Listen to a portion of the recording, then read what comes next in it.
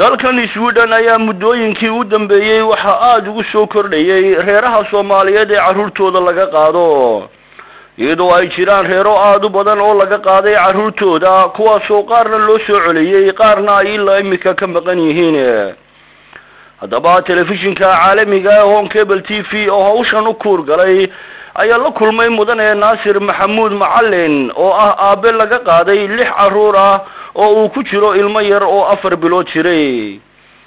iyadoo hooyada carruurtan dhashayna la xidhay oo ay jeelka ku jirto muddo 2 bilood ah kadib markii lagu soo eedeeyay inay carruurta disho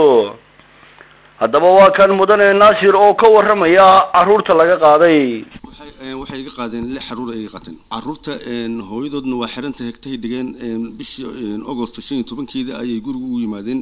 waana kaxiyeen booliska ayaa kaxiyay socialka ayay ku wareejiyeen 6 carruur waxaan ku jiro gabar yar oo 2 bilood jirto carruurta hooyadoodu xiranta baad ugu tirtay hegtaha ay 3 bilood ku jirtaan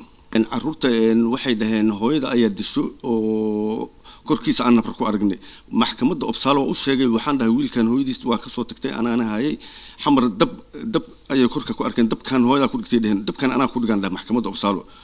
asay ahaatee maxkamadda Uppsala waxay tiri aabaha ilmaha lagu wareejiyo maadaama hooyada hegtaha hooyada abartana hegtaha laga soo saaro ilaa hadan cid ugu wareejisa ma hayo marka dabkan carruurta lagu arkay wuxuu ahaa dabkii Soomaalidu ay dhaqanka u lahayd ee carruurta lagu gubi jiray misaasa taasan ay ku haystaan maan wax dambiye ma gelin waxa kaloo aan arrintan wax ka weydiinay mudane Xamse Yuusuf Xamse Xorxor oo ah siyaasi ka tirsan xisbiga Center Party ee dalkan Sweden isla markaana gudoomiyaha xisbiga ee magaalada Fakasto iyo gudoomiyaha jahariyada Soomaalida ee magaalada Festros mudane Xasan Maxamuud Jeese oo magaalada ay degan yihiin reeraha carruurta laga qaaday arrintan meelo badan baan kala xiriirnay oo laamaha khusaysa ah halkaan joogno oo ah xarunta Somali Union jaaliyada ugu weyn gobolkan degannahay kulamo fara badan baan ku qabanay oo waxaan xitaa sameynay in siyaasiyiintii iyo kuwii socialka waxaan jeedaa kuwa carruurta dadka ay khusayso halkaan isku keenay halkan waxa isku yimi muddo ilaa 500 qof isku yimi oo hooyooyin badan waxaan nidhi bal dadkan wuxuu sheegay maxaa carruurtooda looga qaadaya arrintii waxa soo baxday inay aqoon la'aan jirto marka waxa weeyaan dawladdu waxaad moodaa hadda ay ka shaqeynayso in qofka dambiga ilmihii baan ka qaadnay laakiin meesha waxa ka maqan aanu garanay in dadkan wax la baro oo loo sheego sidee ilmo Sweden loogu hayaa markii koobaad ma aha markii labaad ma aha markii saddexaad ee aan la kulmayno dhibaatadan carruurta qaasatan qusayso waxaan isu marnay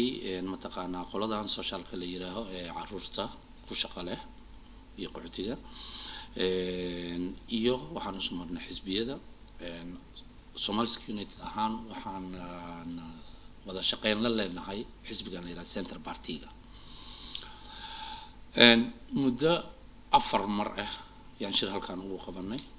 2 mar waxaan noo yimid Center Party-ga oo keligii ah lama marna waxaan noo yimid mataqaanaa ilaa 3 xisbi oo Center Party-ga iyo socialka iyo Venesterka iyo qaybta police syndicate-ka iyo qolada socialka laftirkooda waa istusnay in dhibaatada ay tahay mataqaanaa aqoon la'aan iyo waxa la yiraahdo mataqaanaa culture group waxa dhaqanka oo isdiidan oo isku dhacaya dadweynaha Soomaaliyeed ee ku dhaqan dalkan Sweden ayaa waxa haysata dhibaato aad u weyn taasoo ah in laga qaado